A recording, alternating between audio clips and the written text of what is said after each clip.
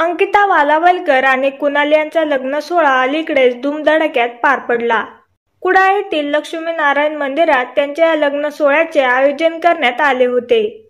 या लग्नाला दोघांकडच्या मित्रमंडळींनी खास हजेरी लावली होती। बिग बॉस मधले डीपी दादा, पुरुषोत्तम दादा, पॅडी दादा, योगिताच्या वतीने तिचा नवरा सौरभ चौगुले, निखिल दामले हेही उपस्थित होते। मात्र अंकिता ज्याला भाऊ मानत होती तो बिग बॉस विजेता सूरज चव्हाण हा या लग्नात गैरहजर होता। त्यामुळे अंकिताने सूरजला आमंत्रण दिलं नव्हतं का अशी विचारणा चाहते करत आहेत। पण असं काही नसून अंकिताने स्वतः लग्नाच्या अगोदर 2-3 दिवस आधीच सूरजला फोन केला होता। तेव्हा तिने पुन्हा एकदा त्याला लग्नाचं आमंत्रण दिलं होतं, पण तो म्हणाला चित्रपटाची शूटिंग सुरू असल्यामुळे मला येता येणार नाही। याबाबत स्वतः अंकिताने तिच्या ब्लॉगच्या माध्यमातून खुलासा केलाय।